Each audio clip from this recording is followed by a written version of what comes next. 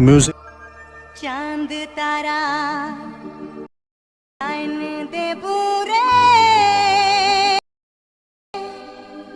कहे नगर रे। अगर तुम लोग नए हो तो सब्सक्राइब करो, वो जो लाल वाला बटन है उसके साथ स्कैम करो या फिर महफिल जमाओ, मुझे नहीं पता, बस क्लिक हो जाना चाहिए। तो चलिए शुरू करते हैं।